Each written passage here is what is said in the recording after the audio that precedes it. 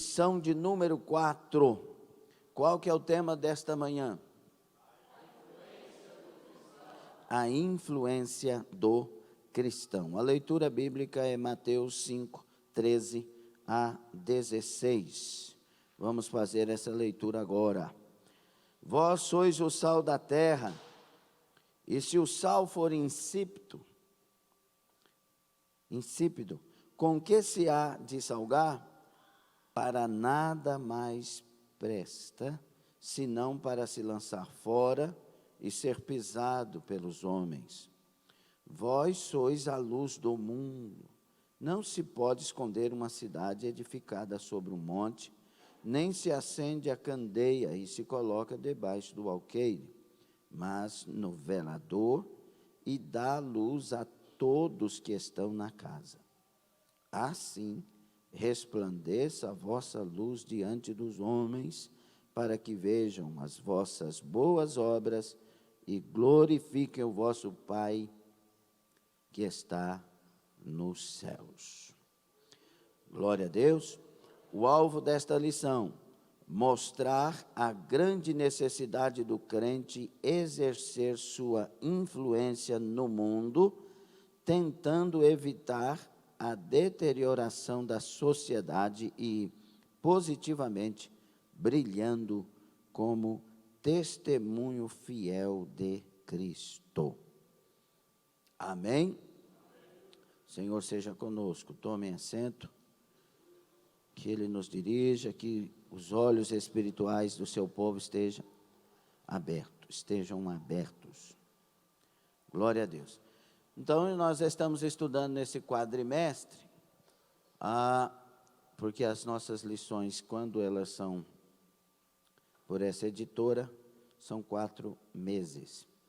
Nós estamos estudando sobre o Sermão do Monte, o grande Sermão do Monte, maravilhoso, mais importante, mais famoso Sermão do Monte, o Sermão da transparência cristã. E já falamos das bem-aventuranças, o que é muito importante, né?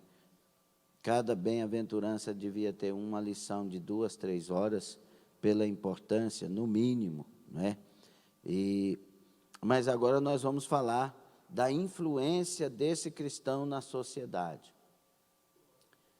Nós fomos escolhidos por Deus como garis da fé. Como assim? Nós temos que tirar o lixo da sociedade.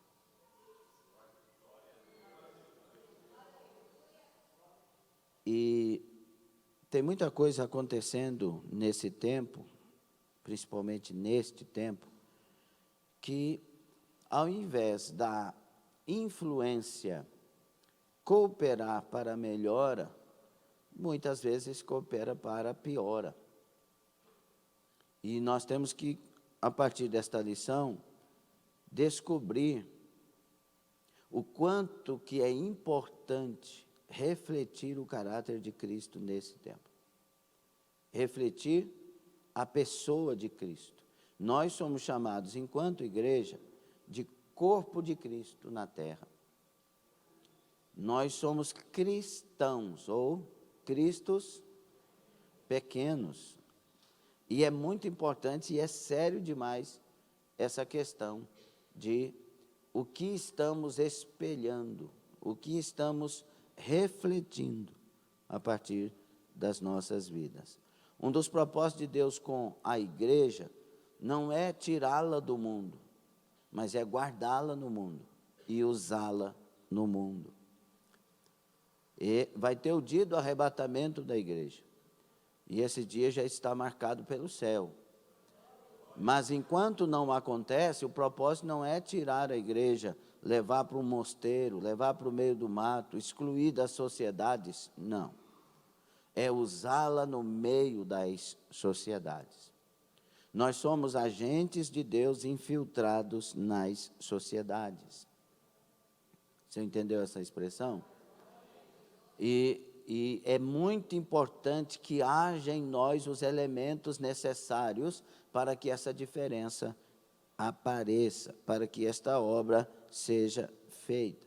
Deus não quer que eu seja alguém isolado, mas que eu esteja fazendo a diferença. No meio de uma geração perversa e corrompida, eu tenho que resplandecer como astros no mundo. É no meio da geração corrompida. E aí muita gente fala, me tira daqui, Senhor. Não, me faça brilhar aqui, Senhor. Senhor, esse povo é ímpio. Pois é, eu quero salvar eles. E eu preciso de você aí. Mas esse povo vai me contaminar. Peraí, eu chamei você para contaminar eles. É você que vai fazer a diferença no meio deles. Eu estou confiando em você. Eu estou confiando no seu testemunho como a voz que falará mais alto nesse lugar. O seu testemunho. Então, meus irmãos, Jesus vai enfatizar a partir do que ele falou nas bem-aventuranças, revelando o que deveria ser o caráter cristão. Então, ele vai enfatizar essa questão de exercer a influência para o bem do mundo. É por isso que ele vai usar o sal e a luz para trazer a nós uma clareza sobre o que é isso de fato, influenciar. E nós vamos observar aqui que quando Jesus está trazendo uma palavra que é para esclarecimento e formação, ele faz questão de fazer com que isso seja entendido de maneira clara, porque ele quer isso. Quando era para omitir alguma coisa, por causa da dureza do coração dos outros, ele falava por parábolas, mas como ele tinha um interesse com os discípulos, no particular ele falava o significado de cada parábola. Mas agora não, ele está falando para um público que ele quer que entenda claramente o que ele deseja do outro. E aí eu quero salientar isso também. Nós, irmãos, se quisermos ser salvos, não precisa estudar como que as interpretações, exegese, hermenêutica, estudar a harmonia dos textos, não, nem precisa. É bom que se estude, mas para ser salvo não precisa nem estudar. O que você lê na Bíblia, você já vai entender que deve viver para a glória de Deus de maneira santa. Agora, tem acontecido no meio de nós muitas narrativas, muitas teologias, muitas colocações que estão tirando de nós a responsabilidade de viver uma vida correta, uma vida honesta, uma vida santa. Diga assim, eu sou santo. Não dá, de certa forma, assim, uma pequena restrição quando a gente vai falar eu sou santo? Porque puseram na nossa cabeça que ser santo é ser melhor do que os outros. E ser santo não é ser melhor do que os outros. Ser santo é ser separado do sistema do mundo. Palavra ágios, agatosune, são palavras correlatas, quer dizer, é alguém que é separado para Deus. Isso é ser santo. Ser honesto. Um ateu que não conhece a Deus, quando ele decide ter caráter e ser honesto, ele é muito mais honesto que muitos que estão no meio de nós. Então, ser honesto não é primeiro uma coisa do cristão, não, é primeiro uma coisa de gente que presta. Sim ou não? Quando eu falei gente que presta, você não achou ruim não, né? Porque gente que presta quer ser honesto. A desonestidade é uma pessoa sem caráter e que gosta desse mau caratismo. Nossa, consegui enganar, ganhei tanto. Nossa, enganei fulano. Nossa, eu estou com 3 amantes. Nenhum daqueles de cada amante sabe do outro. Estou com 3 amantes, nenhuma daquelas sabe do outro. Sabia que tem gente que fica feliz por conseguir enganar? E tem muito crente em busca da felicidade. E por causa de estar buscando felicidade, está perdendo salvação. E tem muita gente em busca da salvação. E por causa da salvação está alcançando felicidade. Nós temos que acordar e despertar e tirar de nós o lixo que tentaram colocar nas nossas mentes. Nós temos uma responsabilidade enorme de refletir o caráter de Cristo. Nós temos uma responsabilidade enorme de ser gente digna do arrebatamento. É claro que as obras não salvam, mas é muito mais claro ainda que os salvos têm obras. Então, vamos fugir das narrativas e abraçar em Deus as responsabilidades. Eu tenho responsabilidade enquanto cristão, enquanto servo de Deus. É fácil? Não, nunca diga não, nem sim. É fácil? Depende. Quem quer ser honesto acha fácil. Quem não quer acha difícil.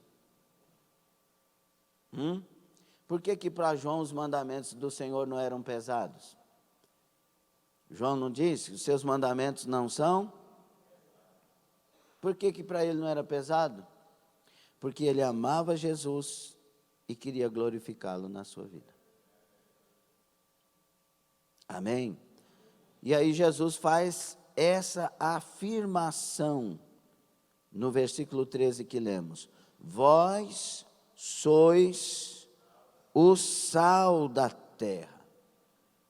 Vocês são o sal da terra. E por que ele usa essa função, essa colocação? Principalmente naquele tempo. Porque o sal, ele tem função, ele tem características. E destacam aqui na lição as 3 principais, porque ele tem várias características. E existem vários sais também. Mas nós estamos falando de um sal específico, o sal que está nas cozinhas de todas as casas, de todos os lares, sendo pobre ou rico, sendo miserável ou milionário. Lá está o sal, é um ingrediente para toda casa. Sal é um ingrediente para todo lugar. E aí, função do sal, primeiro, que está aí no subtópico no subtópico 1, sal é tempero. E é verdade isso? Já comeu carne sem sal? Os varões comeram carne ontem com sal ou sem sal? Ontem nós faltamos porque não tinha como participar. Mas comeram carne com? E se tivesse sido sem sal? Vocês iam comer com aquela boca boa que vocês comem? Porque o sal dá sabor, põe o gosto na comida. A única vez que eu fui no hospital, na minha vida, antes de tirar esse negócio aqui, como é que é o nome dele? Vesícula. Foi quando eu era pequeno que deu problema nos rins, eu e minha irmã. E aí o que fez o doutor Rui na época, há pequenos poucos 50 anos atrás? Ele disse que não podia comer sal, comida com sal. Irmão, não prestou. Deus me livre. Cenoura, então, para mim, eu tinha trauma de cenoura sem sal. Hoje como tranquilo. Mas para mim, na época, era terrível. E tinha que comer por causa disso e daquilo. Quando pôde colocar o sal, eu lembro que a minha madrasta, na época, pôs um pouquinho de sal e fez uma galinhada. Irmão, mas eu comi demais. O sal dá gosto. O crente na sociedade que vive deve dar sabor para esta sociedade. A presença do crente no ambiente que ele vive, irmãos, dá um novo sabor, dá confiança. Se é o crente que tem as boas obras, dá confiança. Eu lembro que o Lizardo foi fazer um teste, eu lembro de muita coisa, aquele senhor calvo ali, foi fazer um teste numa empresa e perguntaram para ele, no teste, como é que fala? Quando foi fazer a entrevista. Por que você quer trabalhar nessa empresa? Ele disse, porque eu sou um servo de Deus, se eu trabalhar nessa empresa, eu vou orar a Deus, a sua empresa vai ser abençoada. E o crente que trabalha num lugar, o lugar é abençoado. Por causa do crente. Olha o que diz a Bíblia, que José estava preso. Estava onde? Diga, na cadeia. E na cadeia ele revoltou?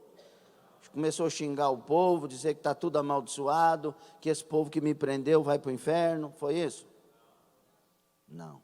Ele andava com Deus em todo o tempo. Os textos que falam de José, 37, o capítulo de Gênesis a seguir, sempre faz questão de dizer, e José andava com Deus. Foi preso e andava com Deus. Foi para a casa de Potifar, andava com Deus. Foi vendido como escravo, andava com Deus. Foi jogado no buraco, andava com Deus. Se você olhar, fazer uma varredura na vida dele, olhar até quando ele nasceu, José é uma pessoa diferente. Ele anda com Deus, ele é de Deus. E o que o texto diz? Ele estava dentro da casa de Potifar. A casa prosperou. Aí ele estava preso, e por causa de José, a prisão prosperou. O crente, ele tem a bênção, quando ele é crente fiel, fica bem claro isso, ele tem a bênção de Deus na vida dele. Pode ser enganado, mas se for fiel, Deus manda a provisão. Deus manda o escape. É tão importante andar com Deus, queridos. É claro que, como bem disse aqui Leslie, o importante não foi a questão do valor, mas a questão do que Deus fez com ele. Esse é a importância maior. É tão importante que o homem, quando ele anda com Deus, a mulher, quando anda com Deus, os lugares por onde passa são abençoados. Até causa até um certo problema na mente, né? Fala, mas Senhor, eu estou aqui, eu cheguei aqui, o Senhor começou a abençoar, mas eu estou passando por prova. É isso mesmo. A gente não ministra o que estamos vivendo, a gente ministra o que Deus faz. E Deus trabalha conosco para a gente chegar no céu. Os milagres, como aqui quinta-feira Deus fez muitos milagres, não foi? Para a glória de Jesus. Os milagres, como nós falamos na mensagem, são milagres para exaltar Deus, para mostrar que Ele é vivo, que Ele é presente, que Ele é Deus no meio de nós. Mas os milagres não salvam. E Deus trabalha nossas vidas para chegarmos no céu. Então o trabalhar dele conosco é diferente do que o trabalhar dele no mundo. No mundo ele é Deus para todos, ele manda o sol para todos, ele manda a chuva para todos, ele dá livramento, ele não sei o quê. Mas com os filhos ele trabalha para o céu. Por isso que há uma diferença do tratamento. Porque Deus quer nós lá no céu.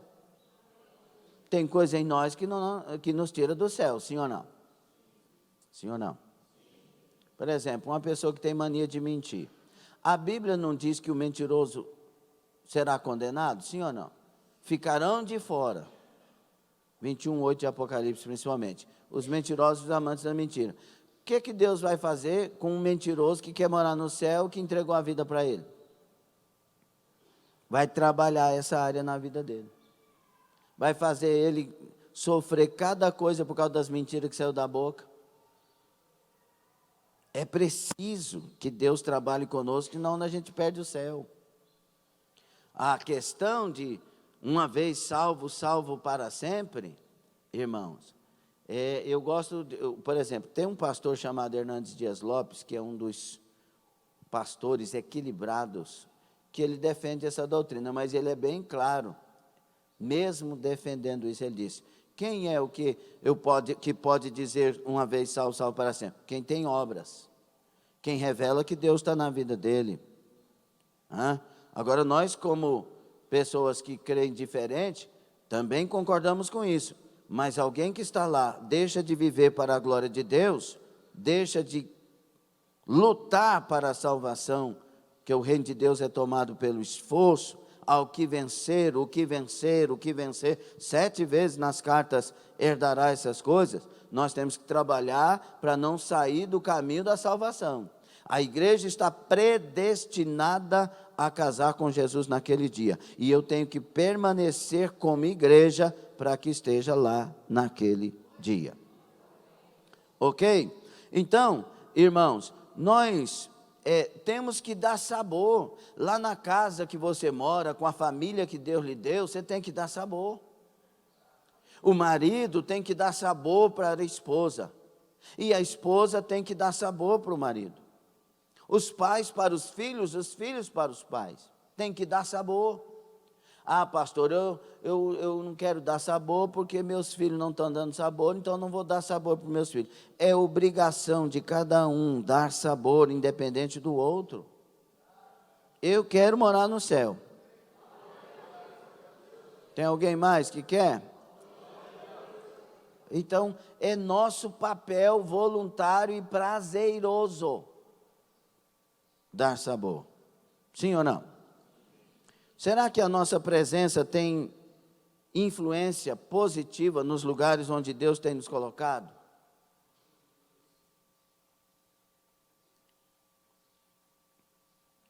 Reflita sobre isso. Além do sal ter que dar sabor, quando ele é um sal legítimo, que está realmente bom, ele também é um sal preservador. Evita putrefação. Evita que a coisa perda, apodreça. Meu irmão, tem gente que precisa estudar muito a respeito disso. Que tem gente destruindo família em nome da fé. Tem gente amaldiçoando pessoas em nome da fé. Onde na Bíblia que manda a gente amaldiçoar alguma pessoa, algum lugar?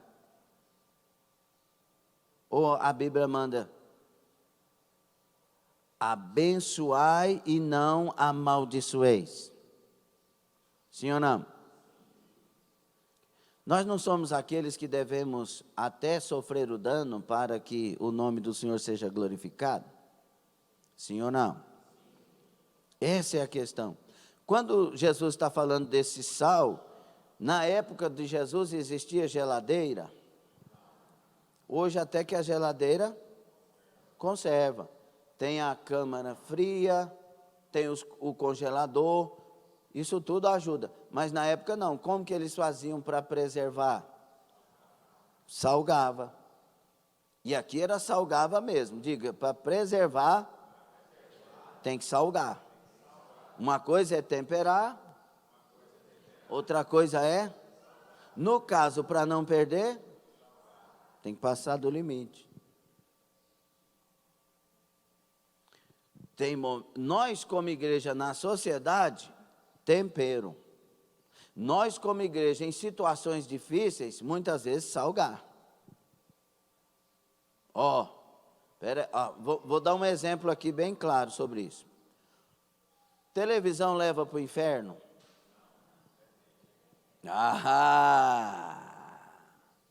Até que enfim, pessoas sábias respondendo. Televisão leva para o inferno? Se depende, o problema está na televisão ou naquele que tem o controle da televisão? Depende de quem tem o controle. Tem gente que liga a TV, aí o canal Sexy Hot. Não, mas eu sou adulto para ver isso. Pois é, eu sou adulto para não ver. Depende do tipo de adulto que você quer ser. Porque o canal é para adultos mesmo. Só que adultos que não têm Deus. Onde eu quero chegar? Se essa televisão está tirando essa pessoa do céu, aí ele tem que salgar. E o que é salgar nesse caso? Tira a televisão. Porque é melhor chegar no céu sem ter tido televisão do que com a televisão ir para o inferno. Se a minha mão, Jesus está falando, está me escandalizando. Ele falou assim: tira a sua mão, corta do seu corpo, porque é melhor entrar no céu faltando uma mão do que com as duas. O que Jesus está falando? Que escândalo me tira do céu. Sim ou não? Não está claro?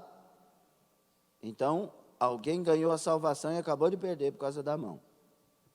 E ele está falando de coisas mais profundas do que isso. Ele está querendo que a gente entenda isso. Temos que ser radicais com aquilo que nos rouba do céu. Sim ou não? Porque isso não é radicalismo? Se o olho seu está te fazendo pecar, é literal isso? Não é literal, mas ele está falando de tomadas de decisões radicais para não perder o céu. Aqui é salgar. Aqui é salgar. Ok? Pastor, eu e o meu marido não estamos dando bem. Eu e minha esposa não estamos dando bem. E eu tenho que falar, embora muita gente não gosta que se fale de família, eu vou falar muito sobre família, porque tem muita gente perdendo a família nesses dias. Então eu tenho que falar sobre família. Se o meu marido está me fazendo perder o céu, pastor, então eu vou separar dele. É essa a decisão, certo? Se o meu marido está me fazendo perder o céu, eu vou salgar a minha vida. Eu vou salgar a minha vida. Entendeu? Porque você não pode tomar decisão pelo outro, mas pode tomar decisões para si. O irmão Cleomar me contou um testemunho aqui, né, e ele de vez em quando conta, fica calmo. Guarda a pressão aí.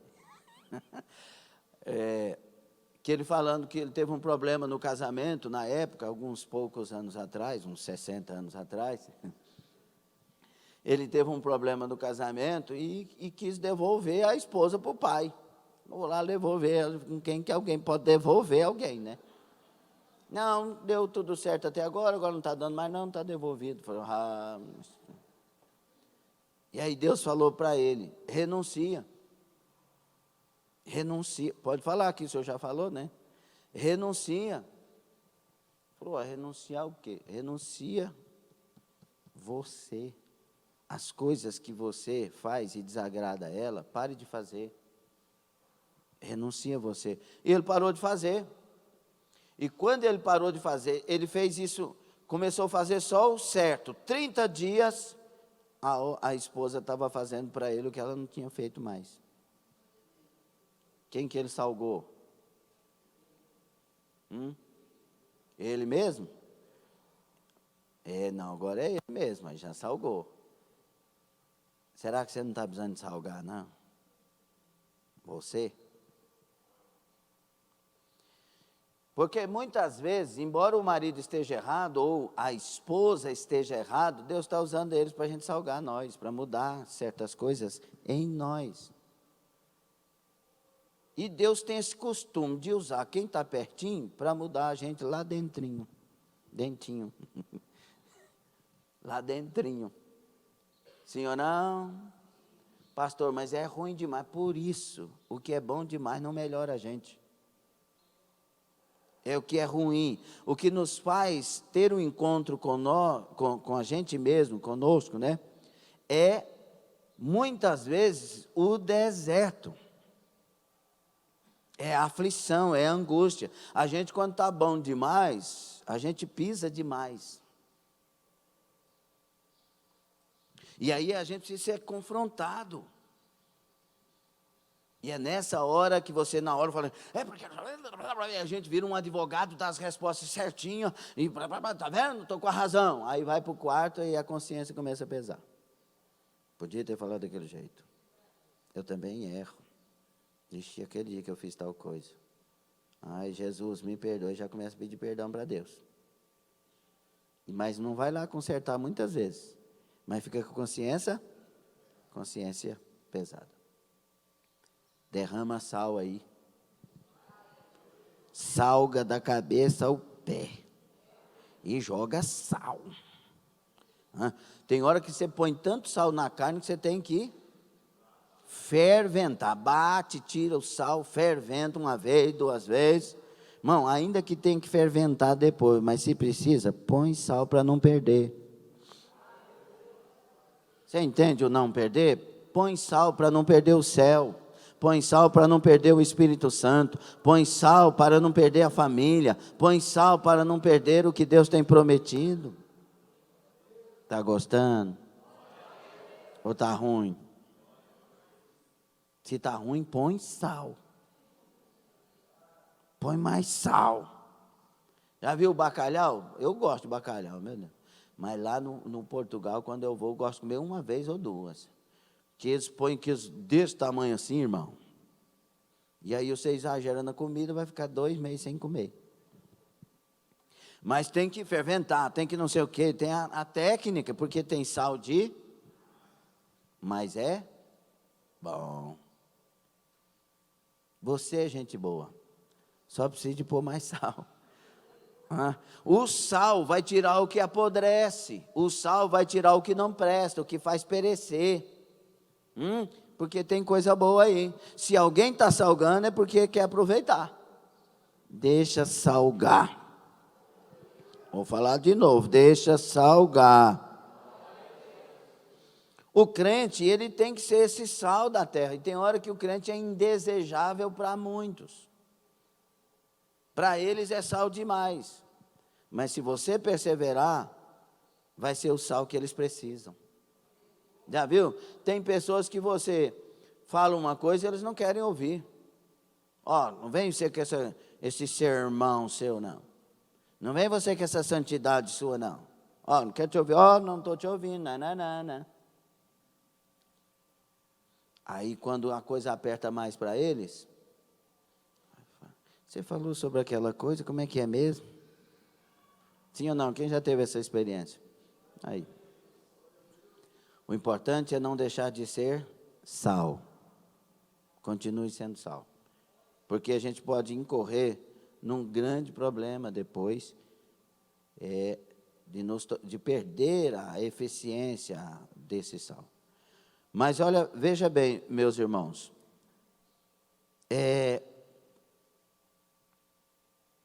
a sociedade está podre. Sim ou não?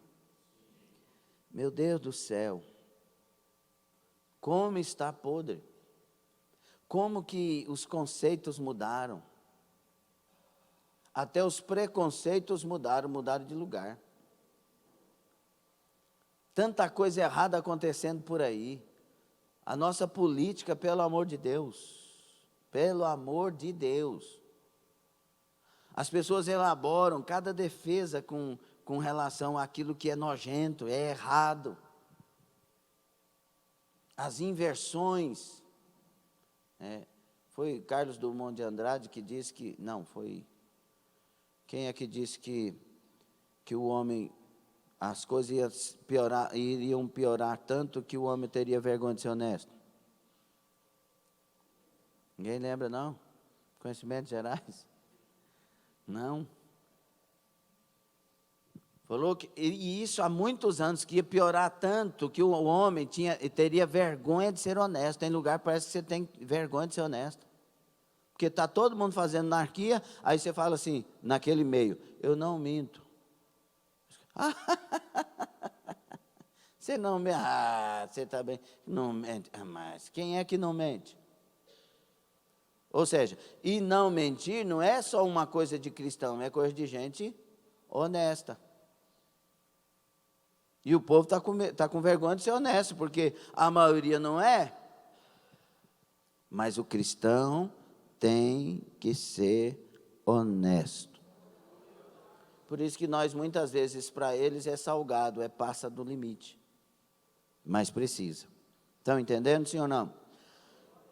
Na nossa lição, eles colocaram uma aqui, que a igreja evangélica ela tem uma representação de 20% a 25% da população brasileira, mas esse dado já é antigo. Nós temos hoje de 35% a 40% no mínimo de evangélicos no Brasil. Glória a Deus. Mas cadê o sal desse povo? Nosso Brasil está melhorando ou piorando? A moral do nosso Brasil está piorando ou melhorando? Cadê o sal desse povo? Mas só que nós fomos cooptados. Que cristão é ser próspero, cristão é ficar rico, cristão é ter alguém que resolve os seus problemas. A Bíblia me diz que quando Jesus me converte, eu tenho que andar como ele andou. 1 de João, capítulo 1, se você for ler, leia a primeira carta de João, você vai entender sobre isso. Nós temos que andar como ele andou. Nós temos que alcançar o caráter de Cristo, a natureza de Cristo, o Espírito de Cristo, o fruto do Espírito. Tem muita coisa para a gente alcançar. E parece que a gente está muito longe, principalmente nesse tempo. Eu ouvi uma profecia de 1968 por uma norueguesa. Deus revelando a ela o que ia acontecer nos anos futuros. E uma das coisas, entre outras, é que a igreja deixaria o prazer de ouvir contra o pecado, o prazer de ouvir sobre arrependimento, sobre perdão, sobre estas coisas, e fecharia os seus ouvidos para isso, e abriria os seus ouvidos para a bênção da prosperidade, as coisas que trariam para essa pessoa benefícios próprios, e deixariam de ouvir a sã doutrina. E isso é bíblico, né?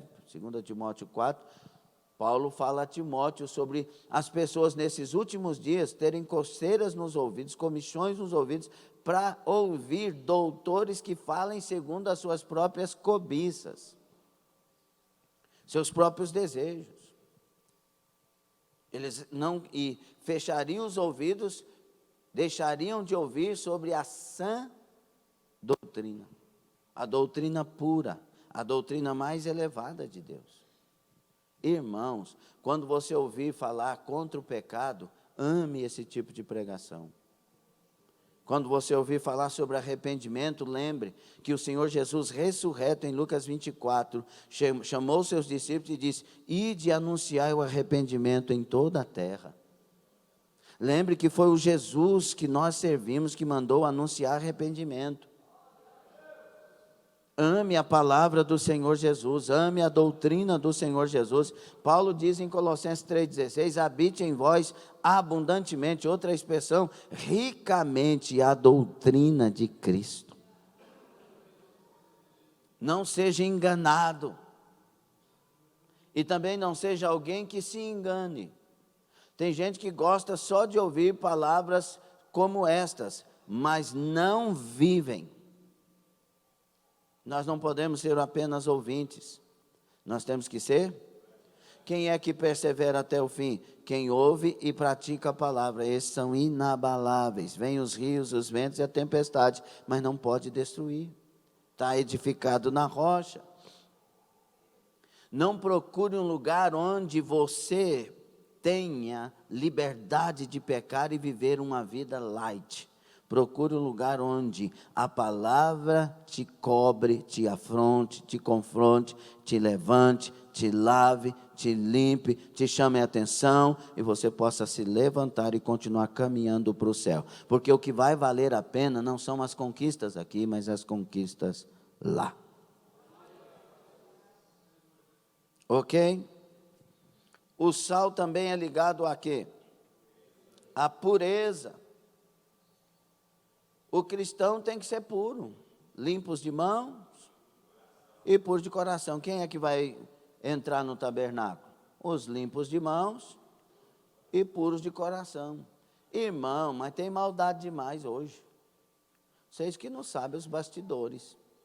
Um querendo derrubar o outro, levantando contra o outro, acusando o outro. Não é? Quem tem amor, achando ruim quem prega mais exortação. Quem tem exortação, como nós falamos ontem, achando ruim com quem é mais amor. Cada um tem um jeito de ser usado por Deus e Deus quer todos sendo usados. Amemos a todos, tenhamos pureza de coração com relação a isso. Nós precisamos ser mais puros com as pessoas que nos atacam. que nos perseguem, que nos odeiam. Ai, lá na minha família, Deus me livre, o meu primo, o meu irmão, a minha tia, minha mãe, meu próprio pai, não sei, mas quem tem que ter o coração puro não são eles.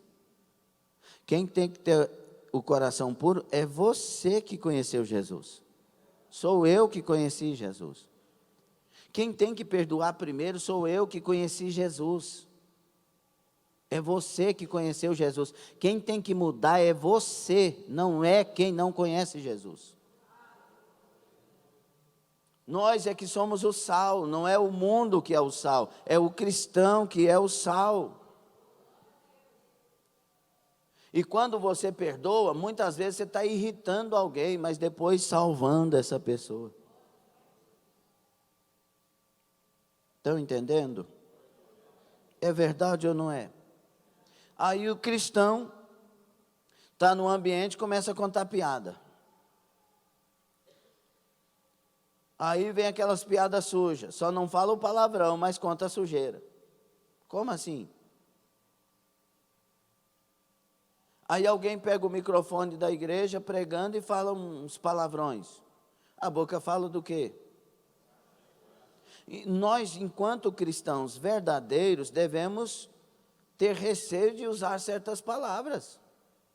Ou não? Aí fala abertamente. Tem pureza no nosso coração? Porque se tiver, a boca vai falar de coisas puras. Por isso que Paulo, escrevendo aos Efésios, no capítulo 4, 17 a seguir, ele vai tratar desse novo homem, que está agora em Cristo, se é que conhecemos a Cristo. E aí ele vai falar que não pode ter chocarrices, emulações, palavras erradas. E ele vai dizer assim, que saia da vossa boca, ele usa uma palavrinha, qual que é? Somente palavras que edificam. O cristão, ele tem que ter palavras que edificam. E de uma mesma fonte não pode sair água doce, não pode. Ou é doce, ou é salgado. Purifica os lábios. Santifica os lábios. Que jeito, pastor? Purificando o coração.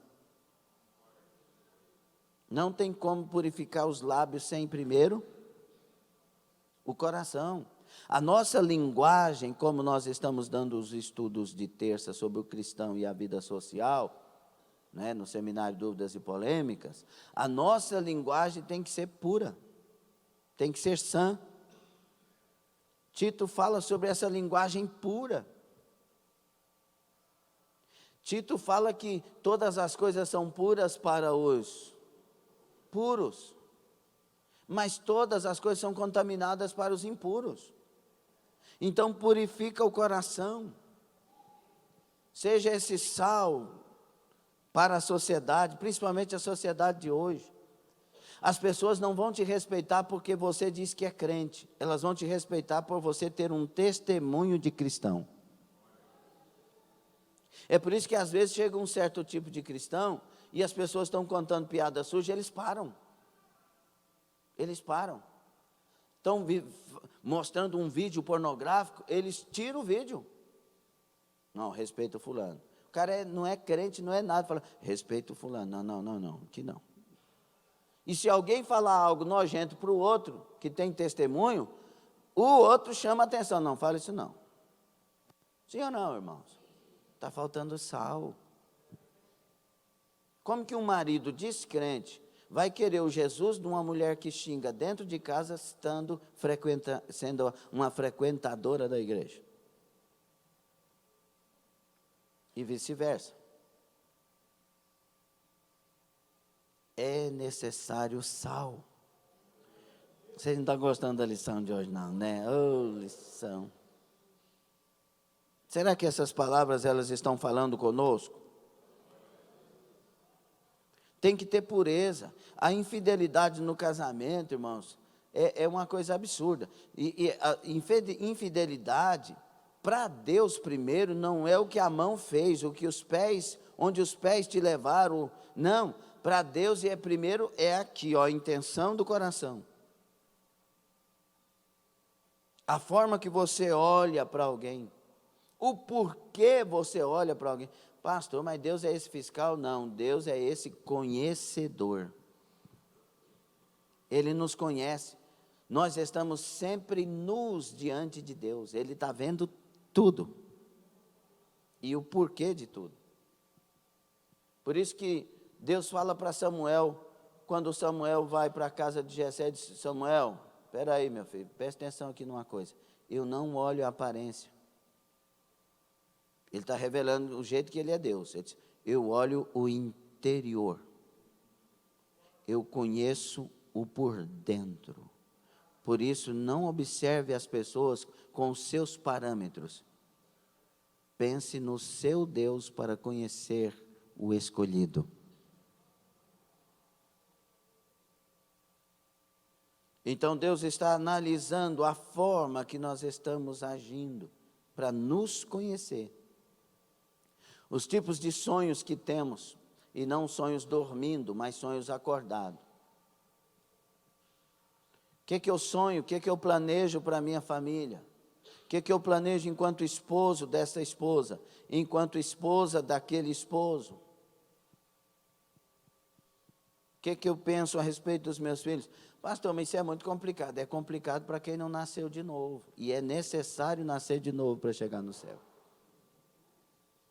Quem nasceu de novo é interesse, é propósito, é desejo de quem nasceu de novo agradar o seu Senhor, viver para a glória do Senhor. Isso aí é um sentimento natural. Quando a gente nasce de novo, você quer viver para a glória de Jesus. E se você sofreu algo, mas glorificou Jesus, você fica feliz. É Pedro e João voltando de terem sido açoitados e presos. Aí eles estão voltando, tendo sido libertados e alegres, porque se acharam dignos de padecer por amor ao Evangelho de Cristo. Glória a Deus por 3 pessoas, o resto fica pensando.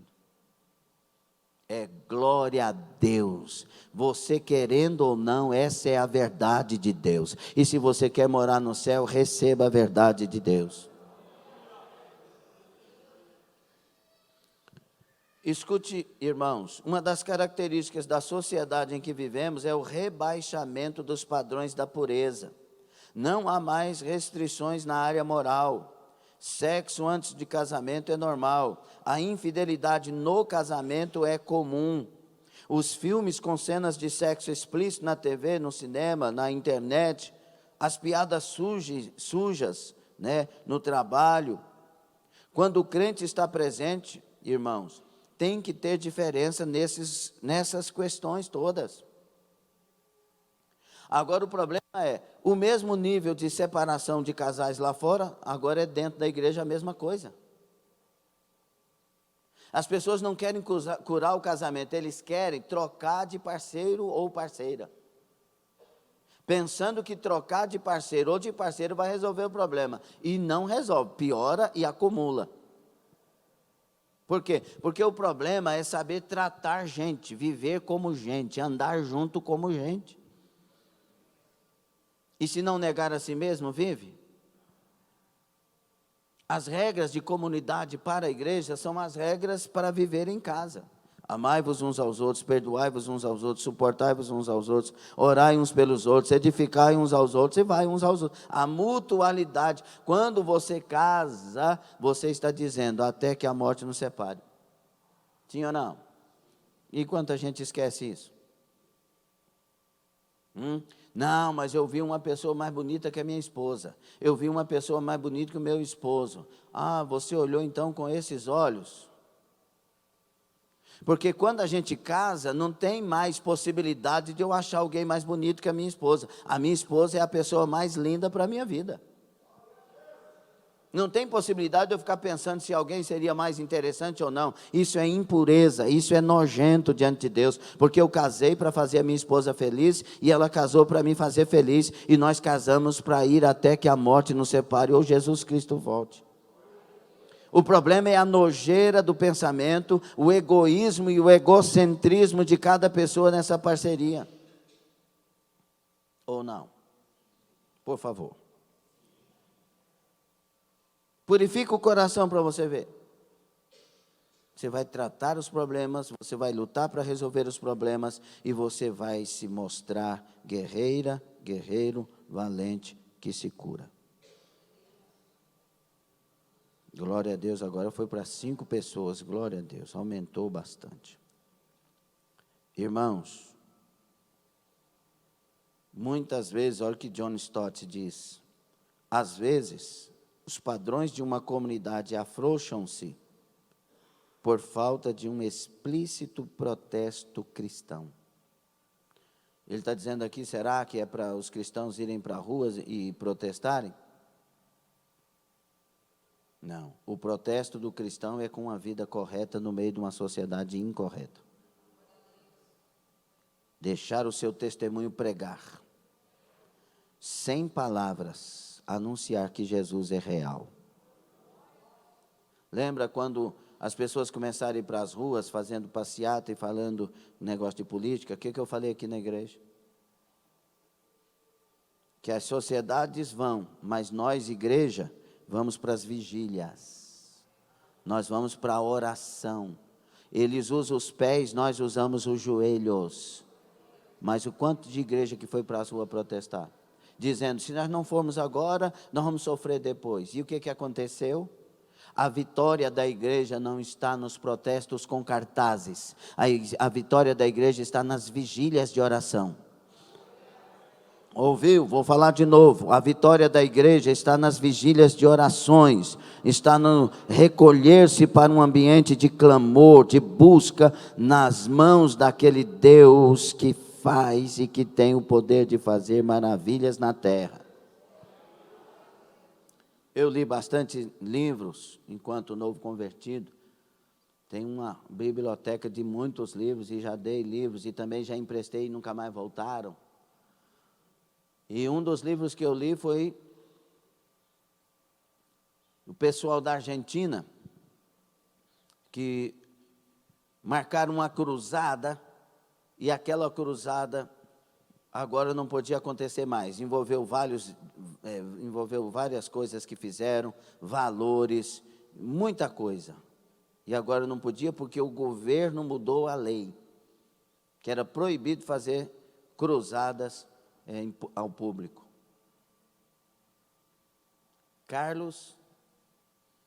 Pastor Carlos, não sei o que lá, muito usado na Argentina, está faltando o sobrenome dele. E aí eles clamaram a Deus para mudar a lei. Foram orar, Senhor, muda a lei, muda a lei, muda a lei, muda a lei. Deus não respondia, não falava nada. E aí eles clamando. E aí Deus falou para ele, por que você não pede para eu mudar o presidente? Aí ele mudou. Vamos orar para Deus mudar o presidente. Foram orar, Deus mudou o presidente e a cruzada aconteceu. Mas sabe o que a igreja de hoje faz? Procura o senador, procura o deputado, procura o fulano, procura o que tem ascensão, o que é mais próximo do outro, ciclano, para resolver os seus problemas. A igreja verdadeira resolve os seus problemas na oração. Na oração, Deus dirige a igreja. Deus pode dirigir a igreja para falar com um senador cristão? Pode. Mas Deus pode mudar a lei através da oração? Muito mais. O importante é buscar a Deus para que Deus dirija. Eu estou pensando em mudar de igreja por causa disso e daquilo. Deus falou para você mudar de igreja? Porque enquanto Ele não falar para mudar de igreja, Ele está falando para você mudar de vida. Ele está falando para você mudar de vida. Não, às vezes a gente ora, ao invés de orar para Deus nos dirigir, a gente ora porque quer ser dirigido por nossas vontades. Não, quem deve dirigir o cristão é Deus.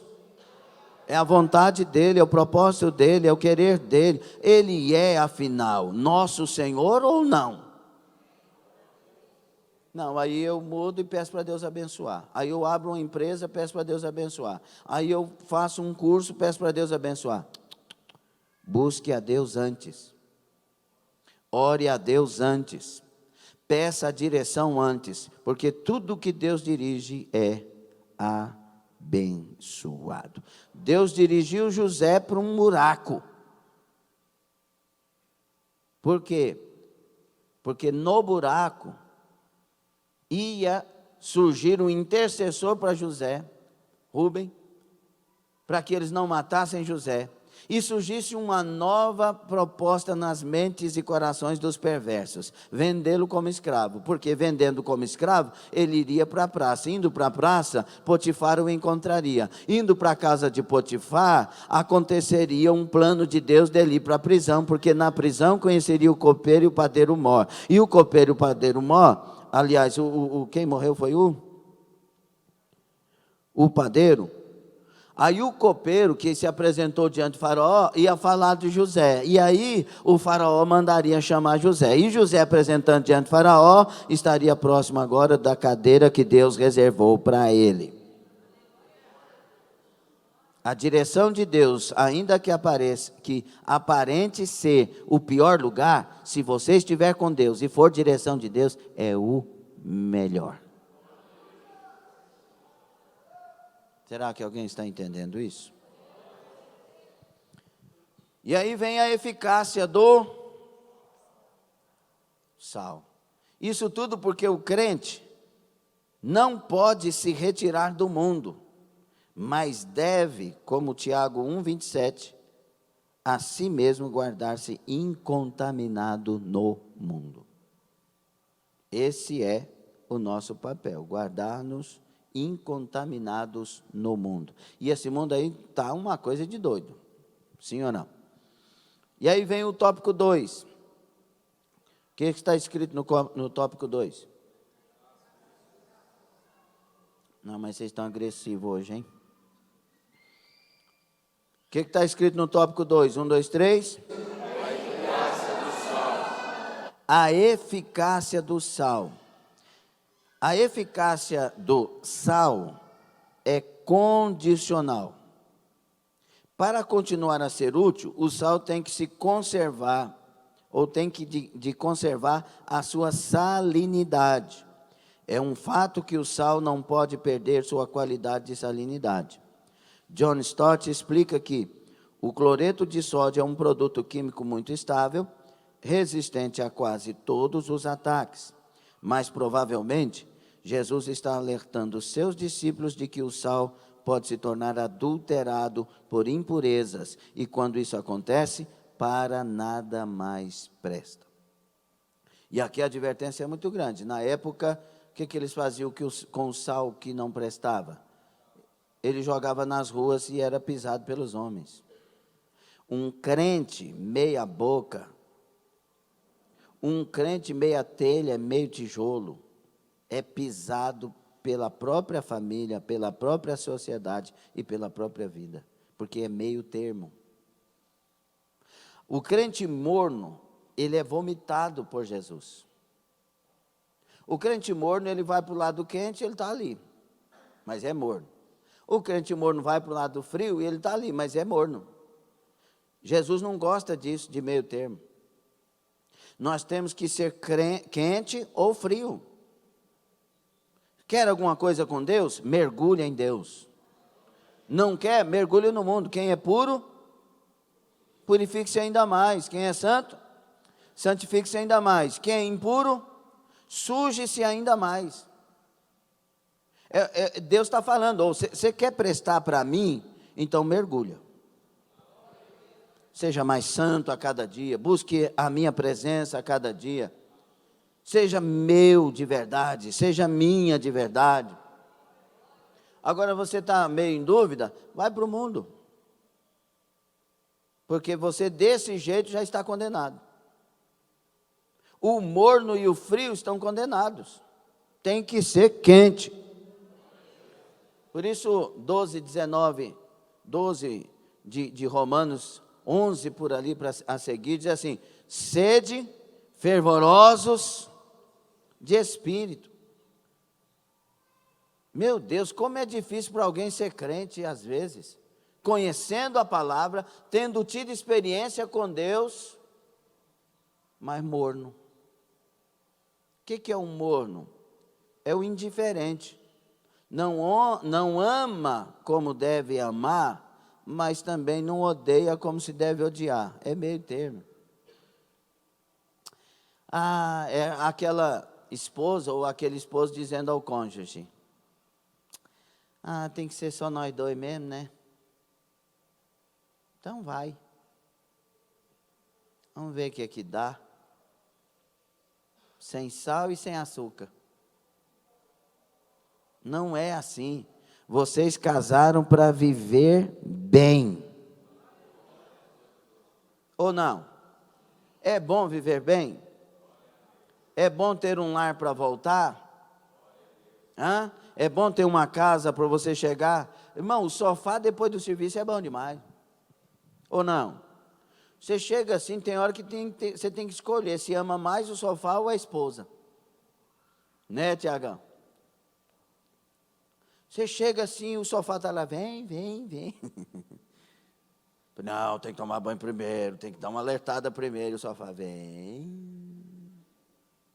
Aí você vai assim, o sofá está ali, você está tentando sair do sofá e ele está te puxando. Porque se você deitar... Mas é bom demais você deita num ambiente de paz. Ali não tem inimigo.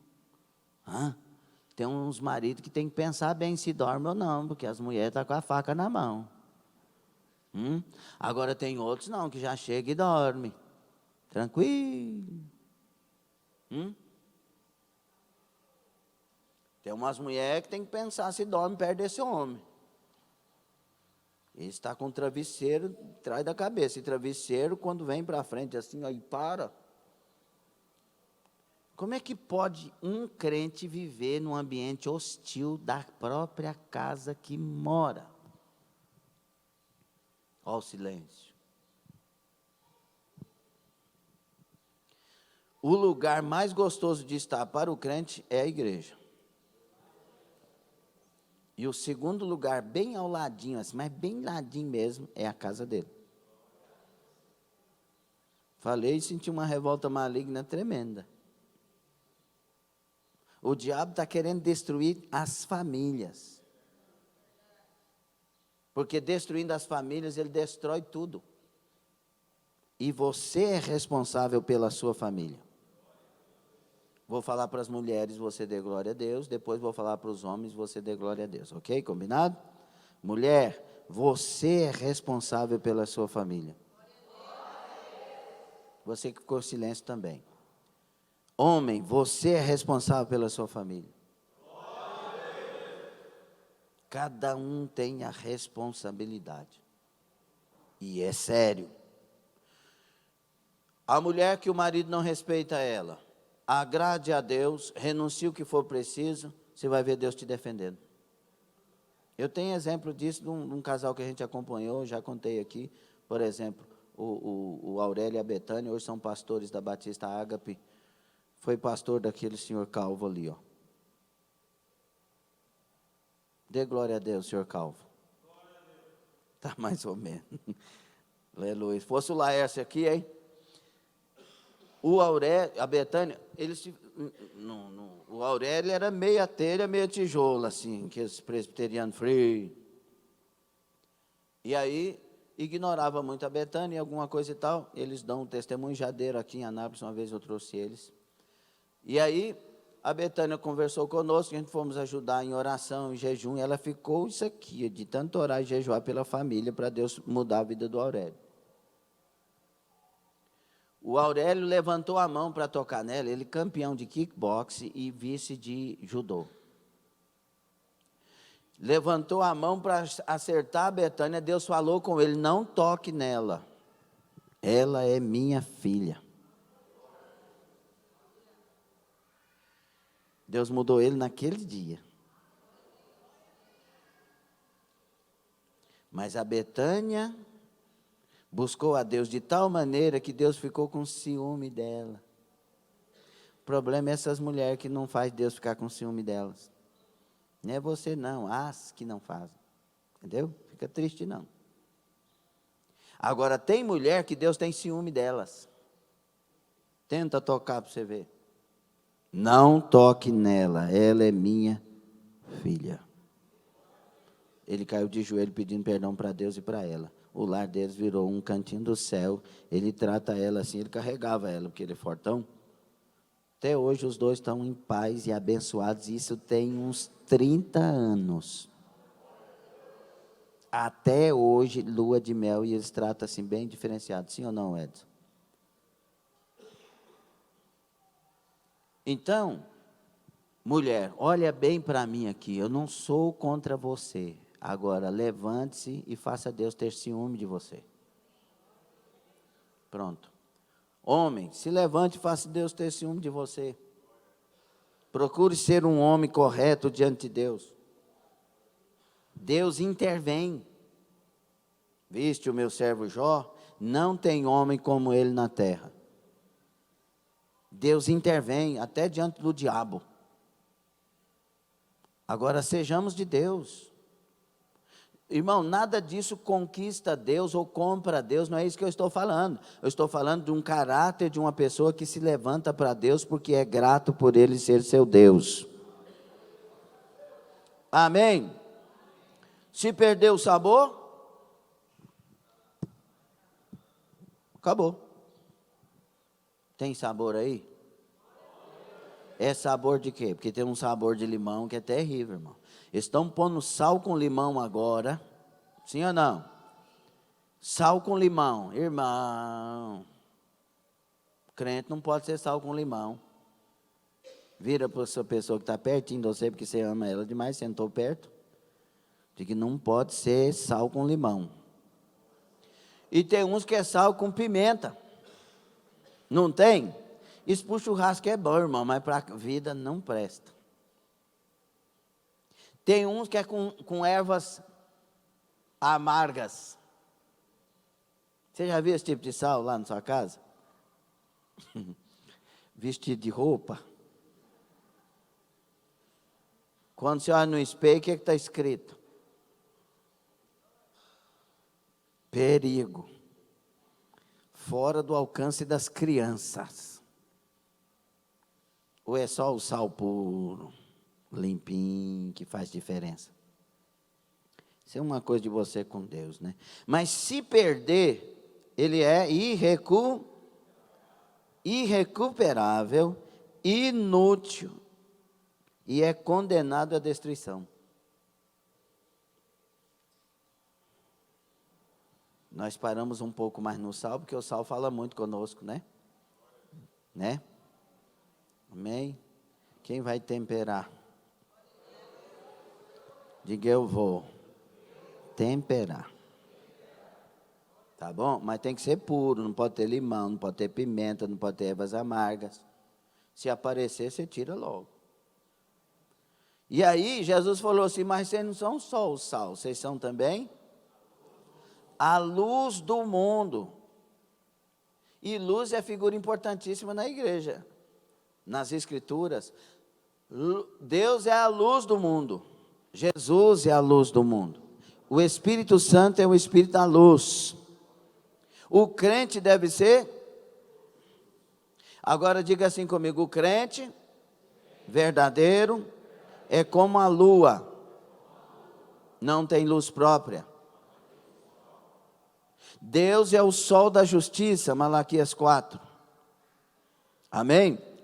O que faz a lua brilhar?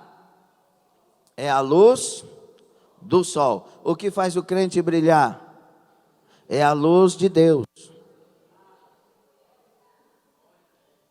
Por que a gente olha para a lua e parece que ela está só a metade? Ou então parece que está só um riscozinho assim? Por quê? Quem sabe?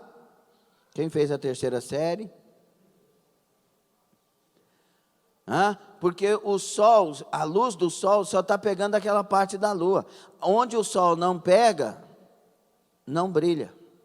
Onde Deus não tiver êxito na sua vida, você não brilha. Deus tem que ser a luz para nosso corpo, para nossa alma e para nosso espírito. O corpo tem que brilhar, a alma tem que brilhar, o espírito tem que brilhar. Você escutou o que eu disse? O corpo tem que brilhar, a alma tem que brilhar, o espírito tem que brilhar. Se a alma não brilha, o corpo sofre, o espírito sofre. Se o espírito não brilha, a alma sofre, o corpo sofre. Se o corpo não brilha, a alma sofre, o espírito sofre. Nós temos que, 1 Tessalonicenses 5:23, ser totalmente de Deus. Olhe para frente. Diga, eu tenho que ser totalmente de Deus. Diga, quando eu sou de Deus, Jesus é visto em mim. Diga, quando eu sou de Deus. Olha para cá, por favor. Quando eu sou de Deus, a luz que está em mim dissipa trevas. Quando eu sou de Deus, essa mão aqui, fala, essa mão aqui, na autoridade do nome de Jesus, expulsa demônios. Quando eu sou de Deus, essa mão aqui, na autoridade do nome de Jesus, cura os enfermos. Quando eu sou de Deus, essa mão aqui, na autoridade do nome de Jesus, abençoa tudo que toca. A luz brilha.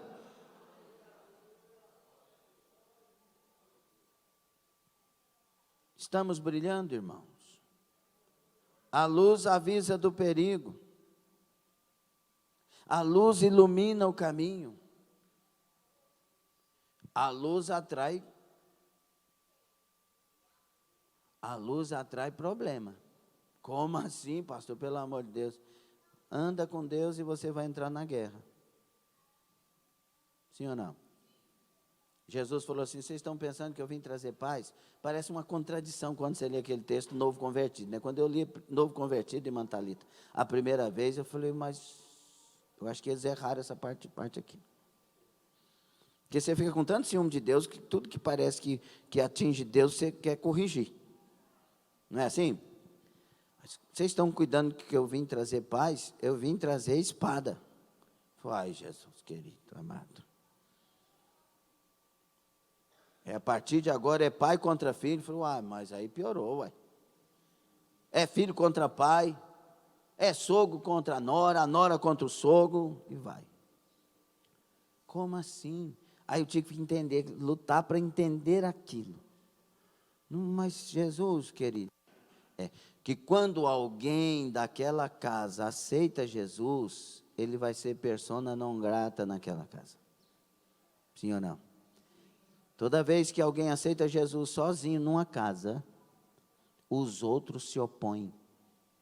Os outros começam a fazer piada, levantar a história e tal e tal. Quando Jesus me converteu, eu era o inconvertível da família. Aí eles falaram que eu estava enganando as pessoas, que eu estava ali por causa de uma moça, porque eu estava ali por causa de não sei o quê, que não sei o quê, e falaram, os meus amigos do mundo, então, pelo amor de Deus. Na igreja eles não queriam ficar andando comigo.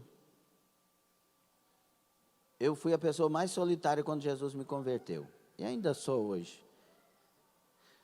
Chegava num lugar, na igreja, eles não acreditavam que Jesus tinha me convertido.